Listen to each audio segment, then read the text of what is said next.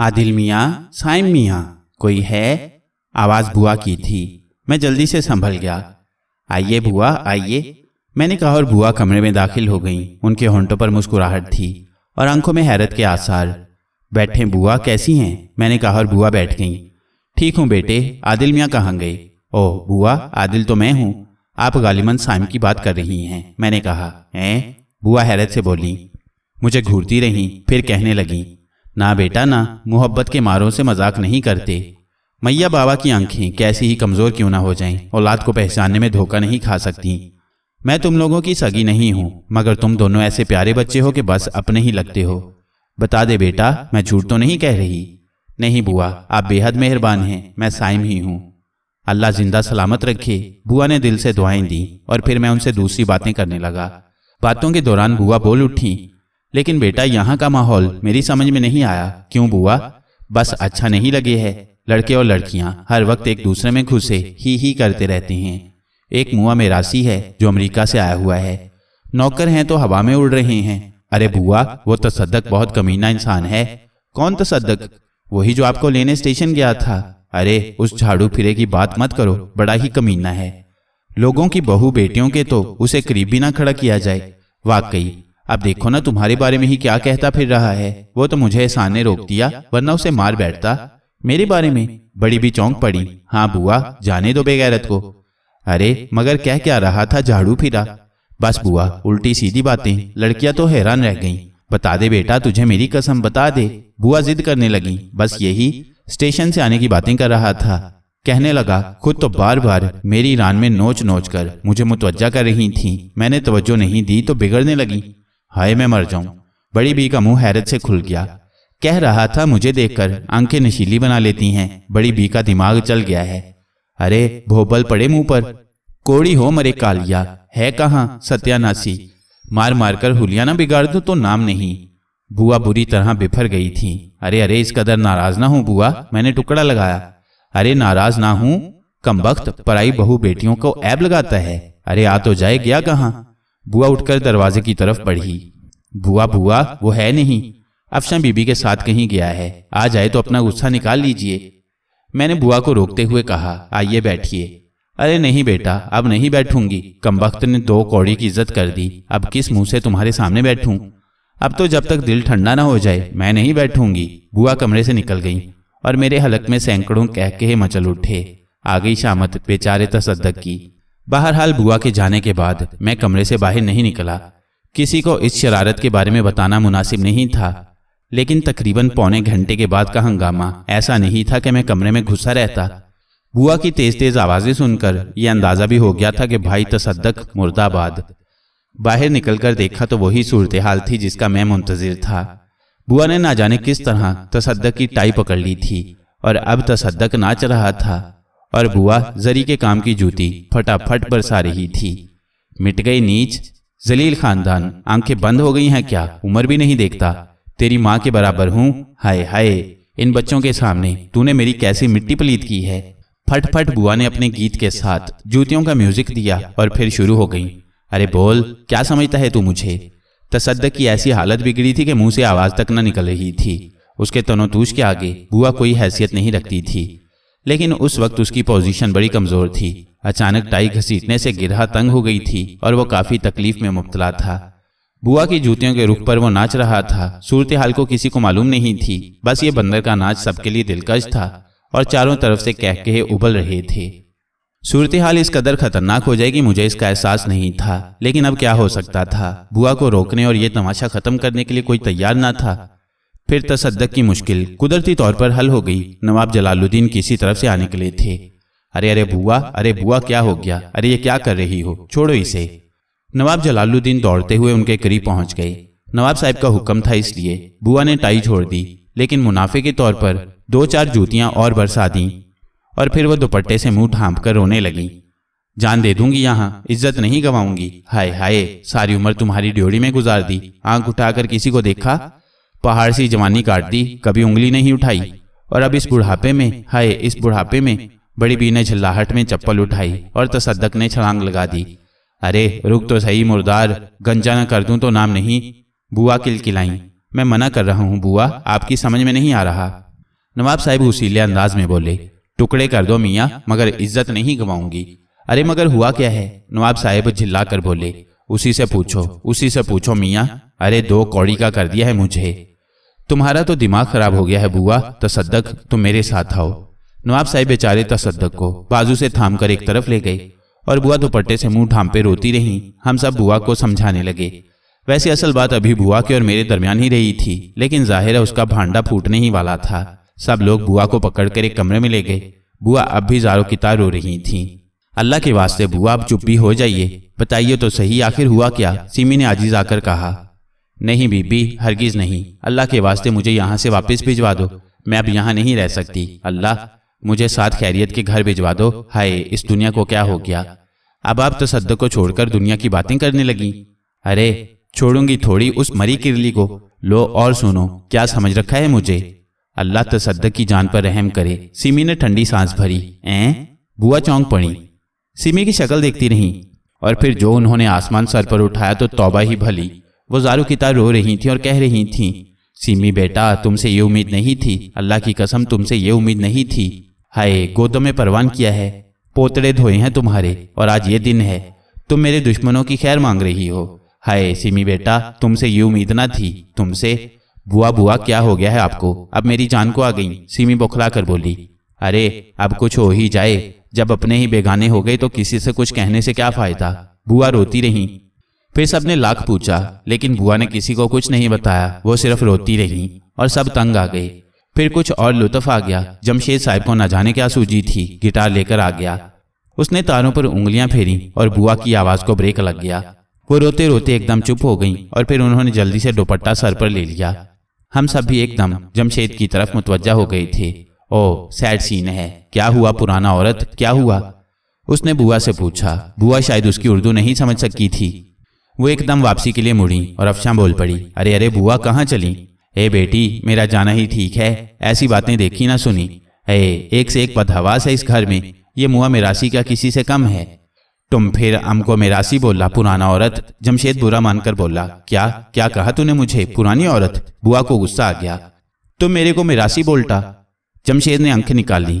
ارے میراسی، بھانڈ اور نہ جانے کیا کیا۔ بوا نے آنکھیں نکال کر کہا، بوا اب بھی آپ کو کچھ نہ کہوں، بڑی ماں سنیں گی تو کیا کہیں گی؟ جمشید صاحب ان کے بھتیجے ہیں۔ سیمی نے کہا اور بوا کی آنکھیں ایک دم پھیل گئیں۔ بھتیجے تو اور کیا؟ آپ سمجھتی تو ہے نہیں، جو دل چاہتا ہے بولتی چلی جاتی ہیں۔ اور لو مجھے کیا معلوم تھا؟ اے بہن، مگر یہ کیسے بھتیجے ہیں؟ بوا ناک پر انگلی رکھ کر بولی۔ لیں، جمشید صاحب بہت بڑے فنکار ہیں، سیمی نے کہا۔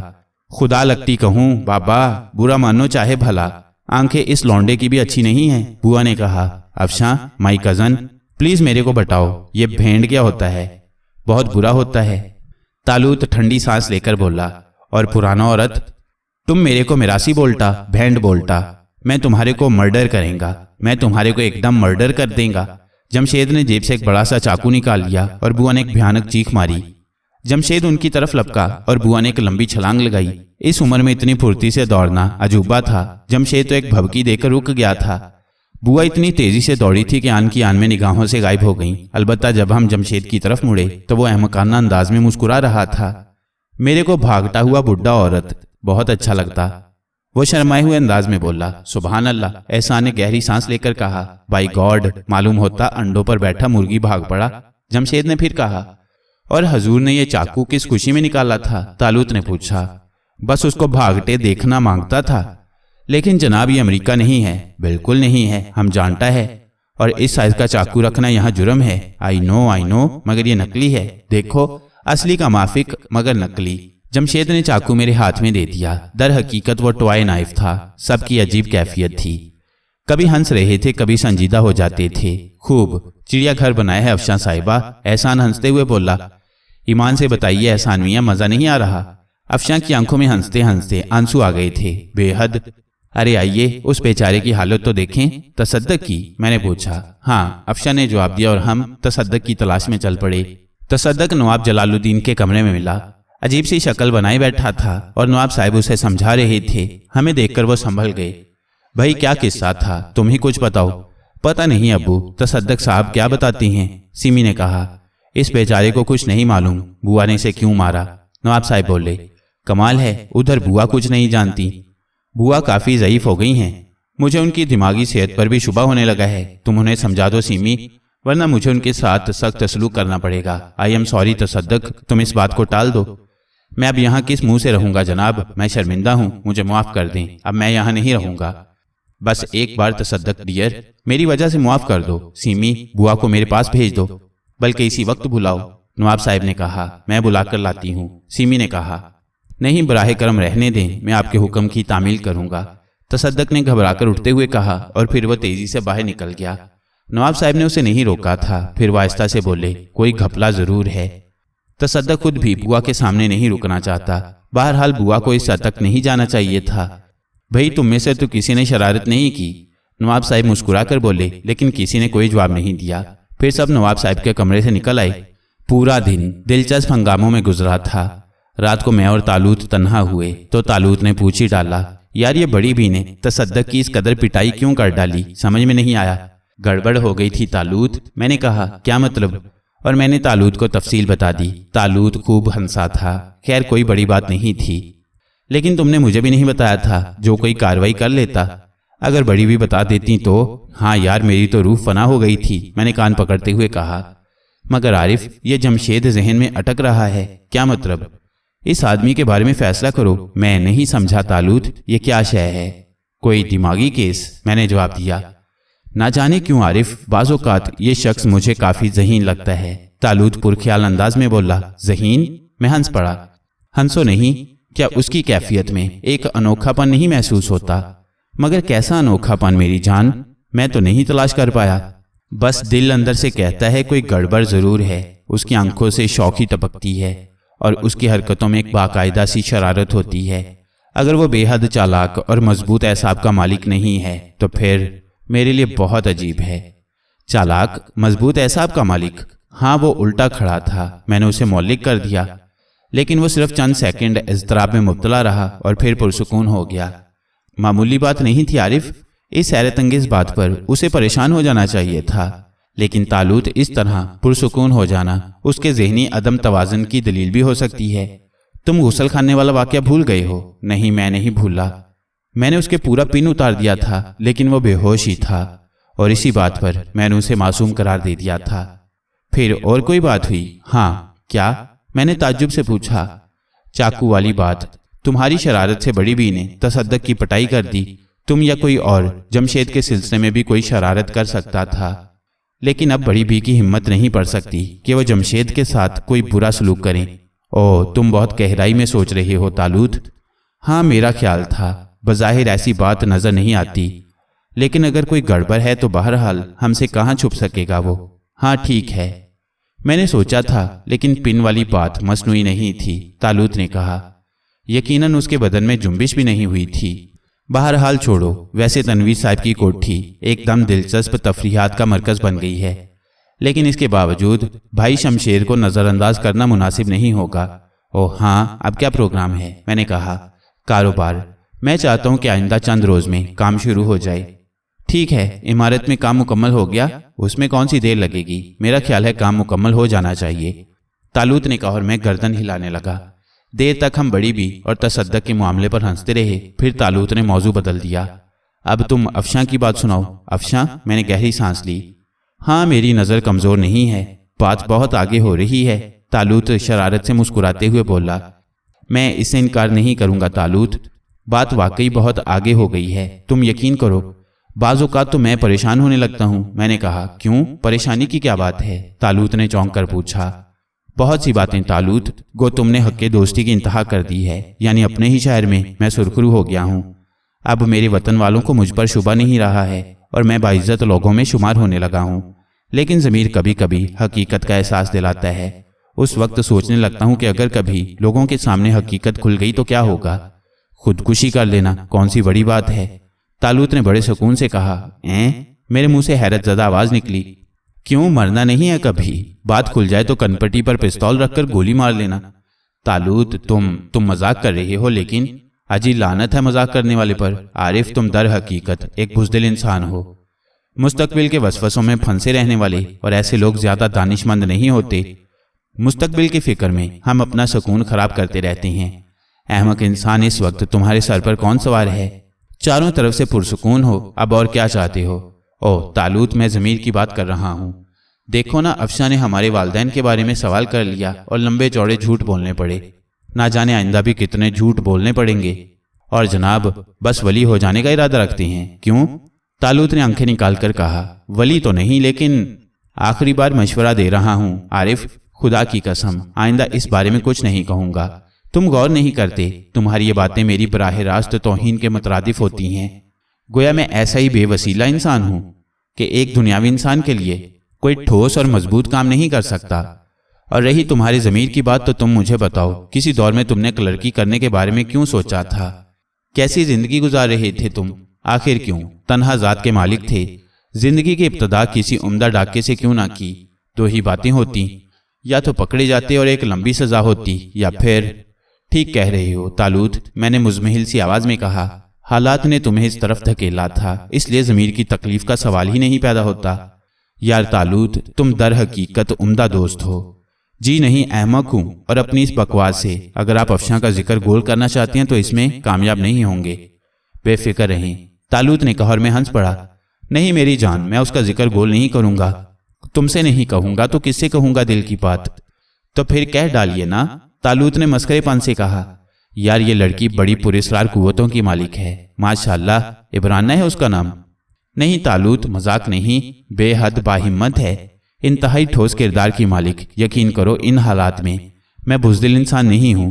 شیکر کے ساتھ گزاری ہوئی زندگی تمہارے علم میں ہے، اس کے علاوہ بھی تمہیں معلوم ہے کہ بہت سی عورتیں میری زندگی میں آ چکی ہیں، لیکن افشاں ان میں سب سے الگ ہے۔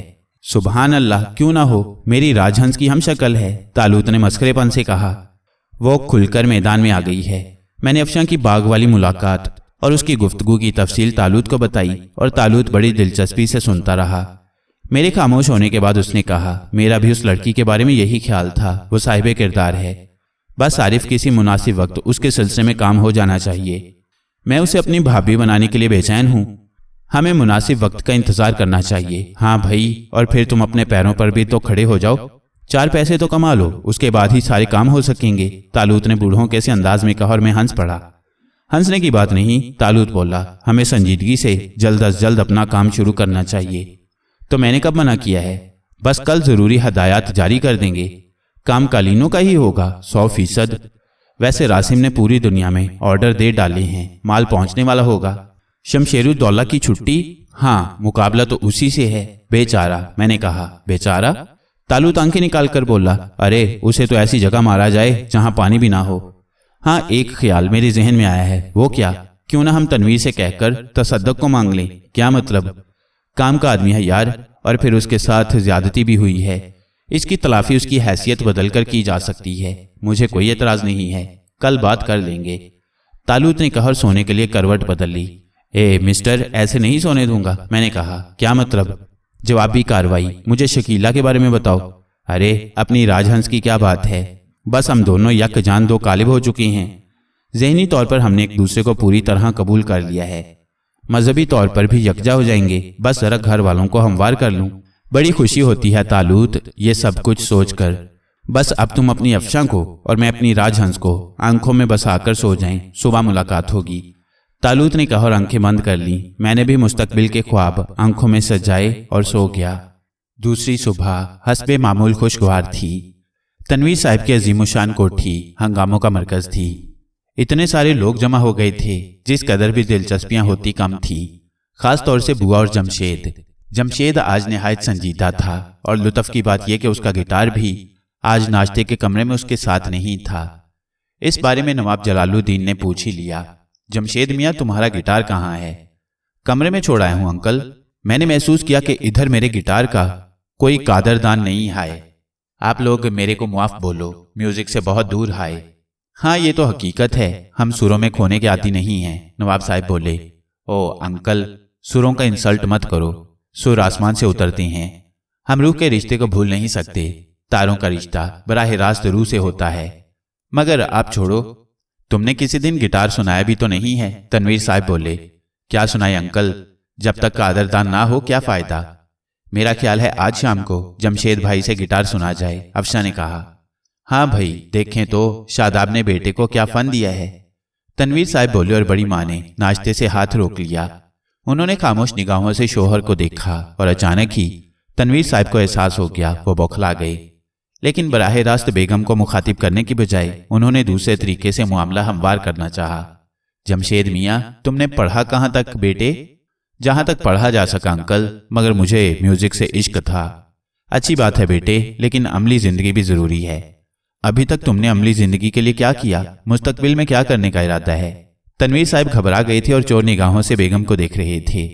जिंदगी किसी के लिए क्या करता है अंकल? जो जिंदगी के लिए कुछ किया जाए, मगर इस बेवफा चीज से कोई दिलचस्पी नहीं है। जमशेद ने जवाब दिया और इस अनोखे जवाब पर सब चौंक पड़े। ओह क्या खूब! यानी क्या मतलब है तुम्हारा? नवाब जलालुद्दीन दिलचस्पी से बोले। जिंदगी किसी का बात नहीं मानता, जिंदगी किसी का ताबे नहीं, फिर जिंदगी का ताबे क्यों हुआ जाए? आप मेरा मतलब समझो अंकल। जब ये अपनी मर्जी से आता है, अपनी मर्जी से जाता है, तो फिर हम इससे ताउन क्यों करें? लेकिन इसके बावजूद तुम इसके लिए एहतमाम करते हो, तनवीर साहब बोले और जल्दी से एक प्लेट बड़ी माँ की तरफ बढ़ाते हुए कहा, बेगम आपने ये तो लिया ही नहीं। और उनकी गुफ्तगू ने बड़ी माँ को किसी कदर मुतमईन कर दिया था, इसलिए उन्होंने इनकार न किया। एहतमाम नहीं अंकल, इसका बेकदरी देखो। हम इसके लिए कुछ नहीं किया, हम पेट भरता है, गिटार बजाता है और मस्त हो जाता है। अनोखी मंतक है, वल्लाह जहन को उलझा देने वाली। नवाब जलालुद्दीन बोले, बहरहाल बेटे तुम्हारा ख्याल दुरुस्त है, लेकिन फिर भी सांसों को खिराज देना होता है। यूरोप बल्कि मगरिब जिंदगी से भटक रहा है, वो हकीकतों की तलाश में गुमराही की तरफ जा रहा है। तुम मशरिक के बेटे हो, वहां रहकर भी अपनी तहजीब का ख्याल रखो। तनवीर साहब बोले और जमशेद खाता रहा। नाश्ता खत्म हो गया और सब नाश्ते के कमरे से उठ गए। तब मैंने तनवीर साहब से कहा, तनवीर साहब आज हम लोग अपने शोरूम का जायजा लेना चाहते हैं। मेरा ख्याल है हमारा काम मुकम्मल हो चुका है। ओह साइम मियां, वाकई आप लोग इस मामले में इस कदर संजीदा हैं? हाँ अंकल, हम काम कर चुके हैं। बहुत से ममालिक को कालीनों का ऑर्डर भी दिया जा चुका है। कमाल है। और ये काम तुम किस वक्त करते हो? फिलहाल तो हमारे चंद कारिंदे ये काम कर रही हैं। अब हम भी तवज्जो देंगे, लेकिन आपसे एक दरख्वास्त है। हाँ हाँ कहो। मैं भी पूरे तौर से तुम्हारे काम आना चाहता हूँ। मेरे सुपुर्द भी कोई खिदमत करो, बस आपकी सरपरस्ती की जरूरत होगी। फिलहाल अगर पसंद करें तो तसद्दक हमें दे दें। तसद्दक? तनवीर साहब ताज्जुब से बोले, हाँ हम उसे इंतजामी अमूर सौंपेंगे। अगर वो तैयार हो तो हमें एतराज नहीं है। मैं बात कर लूं? मैंने कहा और तनवीर साहब ने गर्दन हिला दी। फिर हमने तसद्दक को पकड़ लिया। बेचारे का चेहरा उतरा हुआ था। मैं और तालूत उसे अपने कमरे में ले गए। क्या बात है तसद्दक, काफी सुस्त नजर आ रहे हो? परेशान हूं साइम भाई। क्यों? बस ये एहसास होने लगा है कि मैं पैदा ही दूसरों के जूते खाने के लिए हुआ हूं। गलत एहसासात को जहन में क्यों जगह देते हो? इसलिए कि अमल सामने आता रहता है। बुआ यूं भी बुजुर्ग हैं, चिड़चिड़ी हैं, तुम्हारी इज्जत कम नहीं हुई। सिर्फ बात उनकी नहीं है। फिर आप ही बताएं मेरा क्या मुस्तकबिल है? बनाओगे? मैंने पूछा। चाहता तो यही हूं। कारोबारी सलाहियतें रखते हो? पैदा कर सकता हूं, आज तक मौका ही नहीं मिल सका। हम एक फर्म खोल रहे हैं, तुम पसंद करो तो उसके मुंतजिम बन जाओ। इब्तदाई तनख्वाह 3000 रुपये माहवार और मुनाफा भी 2%। मेरा ख्याल है भारी रकम बन जाएगी। तालूत ने कहा, लिल्ला मेरी हसरतों को उजागर न करें। तसद्दक दर्द से बोला। 5 साल का मुआहिदा, एक कार और रिहाइश मुफ्त। तालूत बोला, आदिल साहब मैं दरख्वास्त करता हूं कि कंपनी की तरफ से ड्राइवर भी। शादी करोगे तो 1 लाख रुपया मिलेगा और तनख्वाह में 2000 का इजाफा कर दिया जाएगा। तालूत फिर बोला और तसद्दक हाथ मलकर रह गया। बोलो मंजूर है, मैंने कहा। साइम भाई आप भी? तसद्दक ने फीकी सी हंसी से कहा। मस्करापन कर रही हैं तुमसे? क्यों? मैंने आंखें निकाल कर कहा। क्या यह हकीकत हो सकती है? तुम इसके लिए तैयार हो? मुझे और क्या चाहिए? तसद्दक ने कहा। गोया तुम तैयार हो? जी हाँ। तब तुम्हें नई मुलाजमत मुबारक हो। चलो तैयार हो जाओ, थोड़ी देर के बाद हम चलेंगे। कहाँ? हमारा शोरूम तैयार हो रहा है, उसका जायजा लेंगे। काम तकरीबन खत्म हो चुका है, बस कल से बाकायदा काम शुरू कर दो। तसद्दक की आंखों में कशमकश के आसार थे। बहरहाल वो गर्दन हिलाकर चला गया और हम दोनों पुरख्याल अंदाज में उसकी तरफ देखने लगे। कारोबार शुरू करने के बाद हमें यहाँ से रिहाइश भी बदलना होगी। आखिर तनवीर साहब के मेहमान कब तक रहेंगे? तालूत बोला। हाँ मैं भी यही सोच रहा हूँ। कुछ मुतरद्दद हो? तालूत मुस्कुराया। नहीं। यारों से झूठ? तालूत शरारत से बोला। नहीं तालूत, तुमसे झूठ क्या बोलूंगा। अफशा से दूर होने का दुख होगा। दिन रात यहीं गुजारेंगे यार, और फिर इसमें भी ज्यादा वक्त तो नहीं लगेगा। वैसे भी बिलाखिर अफशां से शादी से पहले तुम्हें यहाँ से जाना पड़ेगा। हाँ जाहिर है, वैसे अपन खुश नसीब हैं। तालूत हंसते हुए बोला, अपनी राजहंस साथ ही ले जाएंगे और उसके बाद? तुम तो हर लिहाज से ही खुश नसीब हो तालूत, और तुम? हाँ, हमारे नसीबों के कुछ जरासीम अपने नसीब में भी दाखिल हो चुके हैं। अब क्या प्रोग्राम है? बस तसद्दक आ जाए, चलते हैं, तालूत ने कहा और मैंने गर्दन हिला दी। तसद्दक तैयार होकर आ गया। उसकी निगाहों में अब भी ऐसे ही तासुरात थे, जैसे हम एक जोरदार कहका लगाएंगे और बात खत्म कर देंगे। लेकिन हमने कुछ ना कहा और खामोशी से बाहर निकल आए, और फिर खामोशी से ही हमने शोरूम तक का सफर किया। अजीमुशान इमारत थी। अभी हमने फर्म के नाम का बोर्ड नहीं लगाया था, लेकिन इमारत पूरी तरह मुकम्मल हो गई थी। अजीमुशान आईने और उनके पीछे हाथी दांत के बारीक काम, डेकोरेशन की ऐसी ऐसी नायाब चीजें थी कि देखकर आंखें खुल जाएं। पूरी इमारत एयर कंडीशनड थी। काम करने वालों ने हमारा इस्तकबाल किया। ठेकेदार मौजूद था। क्या कैफियत है? सारा काम मुकम्मल है जनाब, अभी अभी इलेक्ट्रिकल डेकोरेशन वाले आए हैं। थोड़ी देर के बाद वो काम शुरू कर देंगे। सिर्फ शेड फिटिंग रह गई है, वो शाम तक हो जाएगी।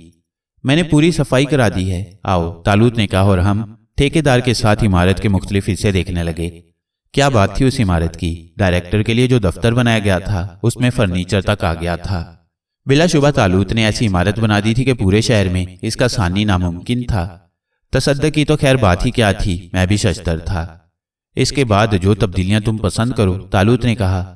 तब्दीलियों की क्या गुंजाइश है तालूत? मैंने आहिस्ता से कहा और तालूत के होंठों पर मुस्कुराहट फैल गई। तुम्हारे शायान शान है मेरे दोस्त, तालूत ने प्यार से पूछा। मैं रो पड़ूंगा तालूत, मैंने जज्बाती अंदाज में कहा। अरे मेरी जान, तेरे लिए तो मैं ना जाने क्या जज्बात रखता हूं। ये तो तेरी जूतियों के खाक के भी बराबर नहीं है। बस तुझे पसंद आ गया, मेरी मेहनत वसूल हो गई। ठीक है ठेकेदार, तुम अपने हिसाबात बनाओ, हम यहाँ मौजूद हैं, अदायगी करके चलेंगे, तालूत ने कहा और हम पहली बार अपने शानदार ऑफिस की कुर्सियों पर बैठे। तालूत ने खुसूसी तौर पर मुझे प्रोपराइटर की कुर्सी पेश की थी। तसद्दक अभी तक हवास में नहीं आया था। तब हमने उसे मुखातिब किया। क्या ख्याल है तसद्दक, तुम्हें जहां कोई खामी नजर आए तो बता दो। मैं क्या अर्ज करूं जनाब? तसद्दक फंसी फंसी आवाज में बोला। तुम अपनी जिम्मेदारी समझ लो तसद्दक, फर्म के पहले कारकुन की हैसियत तुम ही रखते हो। तुम्हारे कंधों पर पूरी पूरी जिम्मेदारी है। मैं इतनी मेहनत करूंगा जनाब जो आपके तसव्वुर में भी नहीं होगी, तसद्दक लरजती आवाज में बोला। इंसान की हैसियत से जितना काम कर सकते हो करो। हमें स्टाफ की फहरिस्त बनाना है और उसके बाद तुम स्टाफ भर्ती करोगे। जी बेहतर, तसद्दक ने जवाब दिया और फिर उसके चेहरे पर किसी कदर हिचकिचाहट फैल गई। क्यों तसद्दक, क्या कुछ पूछना चाहते हो? जी। क्या बात है? तनवीर साहब इस सिलसिले में इजाजत दे देंगे तुम्हारे बारे में? हाँ, उनसे इजाजत ले ली जाएगी, तुम फिक्र मत करो। कारोबार की नौयत समझ लो। फिलहाल हम दुनिया के बहुत से ममालिक से कालीन दरामद कर रही हैं, लेकिन बहुत जल्द हम माहिरीन की निगरानी में अपने कारखाने लगवाएंगे। सामने ही शमशेर लिमिटेड है, हमारा मुकाबला उससे है। मुल्क भर की कंपनियों, तजारती फर्मों, बैंकों, सफारत खानों और ऐसी तमाम जगहों पर हमारे डिजाइनों की किताबें पहुंच जानी चाहिए। जो कालीन इस्तेमाल करती हैं, कीमतें कम से कम रखी जाएं और हर कीमत पर सप्लाई कबूल कर ली जाए। शमशेर लिमिटेड को बिल्कुल डाउन करना है, नुकसान की फिक्र न की जाए। इसके अलावा फर्म की पब्लिसिटी के लिए मुल्क की बहुत बड़ी एडवर्टाइजिंग कंपनी से राब्ता कायम करो। पब्लिसिटी के सारे जराए पर अखराजात किए जाएं। तुम मेरा मकसद समझ गए हो तसद्दक? कहीं कोई फील्ड ऐसी ना छोड़ी जाए जो इसके लिए जरूरी हो और अखराजात की कोई परवाह न की जाए। आप देखेंगे जनाब, मैं निहायत खुश असलूबी से ये सारे काम अंजाम दूंगा, तसद्दक ने खुशी से हाथ मलते हुए कहा। बस हम यही चाहते हैं। क्या ख्याल है, चला जाए? चलो, तालूत ने कहा और हम लोग इमारत से निकल आए। तसद्दक की कैफियत अजीब सी हो रही थी। उसके वहमो गुमान में भी नहीं था कि जो हम कह रहे हैं वो एक ठोस हकीकत है। इसके लिए अभी बहुत सारी चीजों की खरीदारी करना होगी, मसलन तसद्दक के लिए कार, अपने लिए मकानात वगैरह वगैरह। रास्ते में तालूत ने कहा। मैं दफ्तर कब से आना शुरू करूं जनाब? तसद्दक ने पूछा। बस तसद्दक, अब ये सारे मामलात तुम्हारे जिम्मे हैं। बहुत जल्द हम इफ्तिताह करेंगे। सारे काम जिस कदर मुकम्मल कर सकते हो कर लो। कल तुम्हारे नाम से अकाउंट खुल जाएगा जहां से तुम अखराजात पूरे कर सकते हो। बहुत बेहतर जनाब, तसद्दक ने जवाब दिया।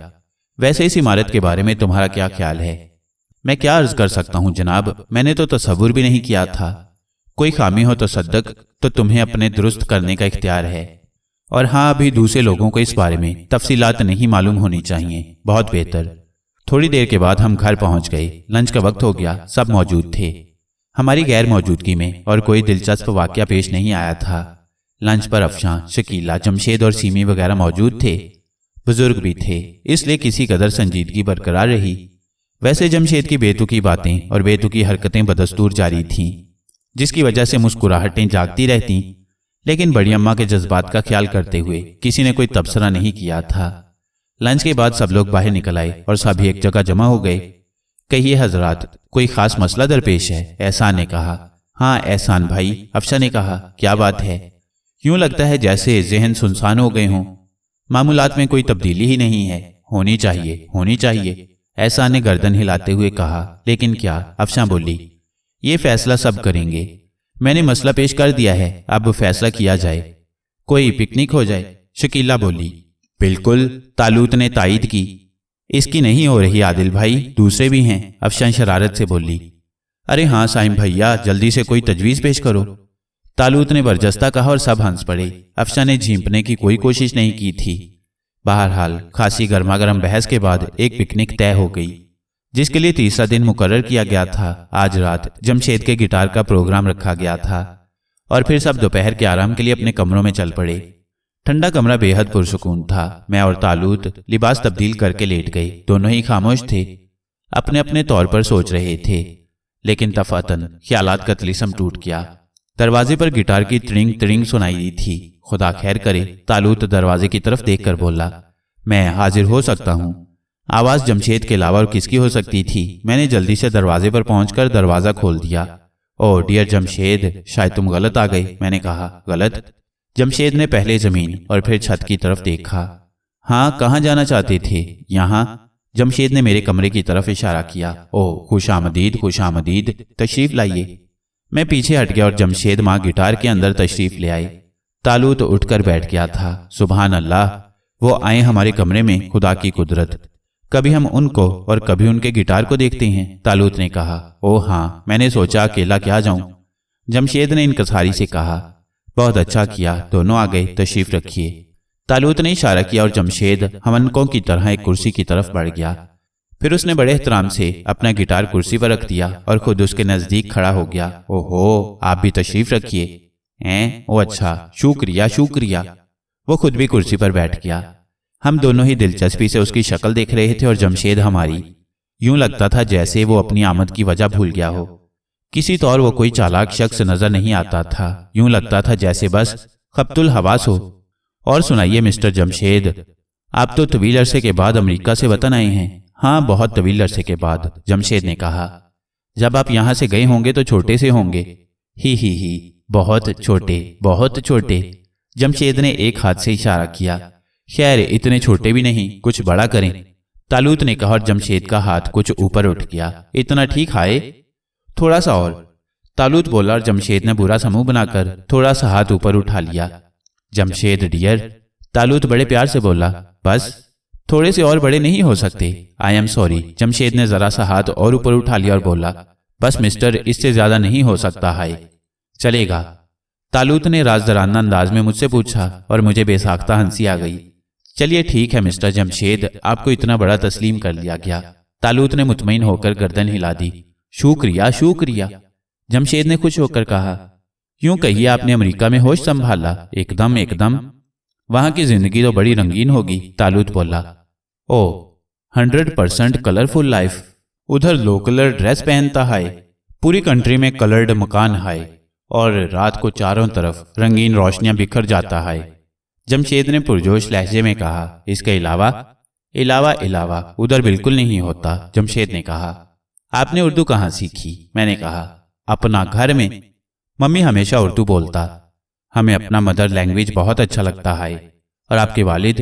او مسٹر شیڈوب، ہمیشہ انگلش بولتا، گھر میں ممی کے سامنے وہ اردو بولتا، تب بھی انگلش میں۔ ہم تو بہت اچھا اردو بولتا ہے، اتنا اچھا مسٹر شیڈوب بھی نہیں بولتا۔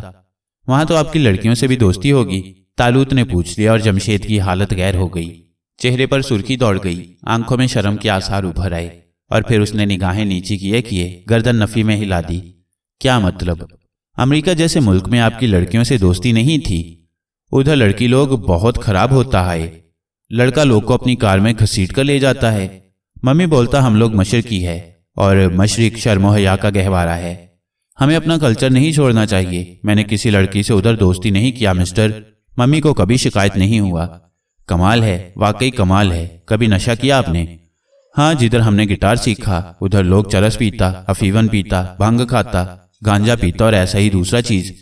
हमने भी टेस्ट किया मगर मम्मी बोला ये ठीक नहीं, तब हम छोड़ दिया। वंडरफुल, अगर तुम सच बोल रहे हो मेरी जान तो पसंद आने लगे हो, तालूत ने कहा। जमशेद शायद उसके अल्फाज नहीं समझ सका था, वो किसी फिक्र में मुब्तला था। तुम्हारा क्या ख्याल है mister Saim?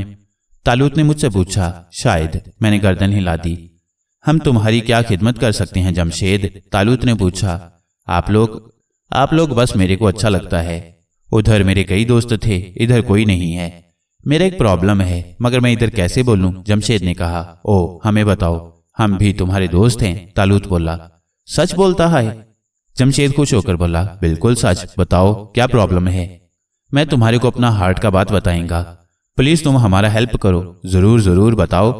Mister Shadab, I mean my father एकदम जीवट है, पक्का वाला जीवट। उधर अमेरिका में रहकर भी वो रस्सी वाला चारपाई पर सोता है।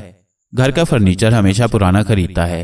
उसका बस नहीं चलता वरना वो खाने के वास्ते भी होटलों का बचा हुआ खाना उठा लाए। वो बहुत लालची है।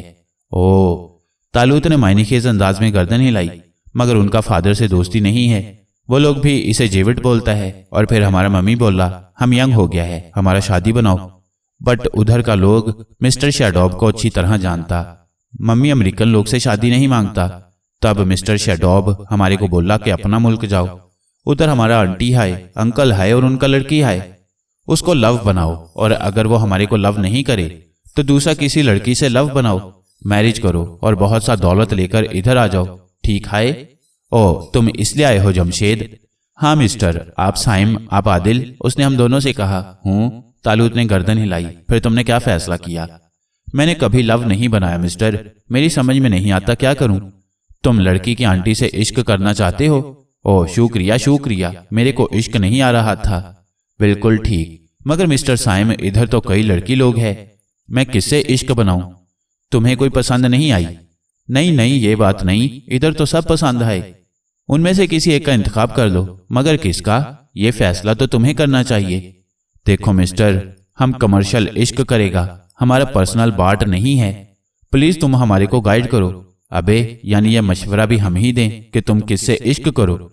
प्लीज मेरा हेल्प करो, जमशेद गिड़गिड़ाया। हूँ।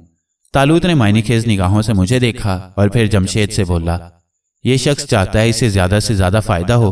तुम्हारे वालिद साहब ने कैद तो नहीं लगाई कि जिससे उन्होंने कहा उसी से इश्क और शादी करो? ऐसा बात तो नहीं बोला, जमशेद ने कहा। तब प्यारे जमशेद, मैं तुम्हें एक काम की बात बताऊंगा। ओ, एकदम शुक्रिया, जमशेद खुश होकर बोला। सीमी को देखा है? शीमी? हाँ शीमी। कैसी है? एकदम ब्यूटीफुल। जानते हो उसका बाप कौन है? हाँ, अंकल जलाल, जमशेद ने जवाब दिया। खूब, काफी समझदार हो।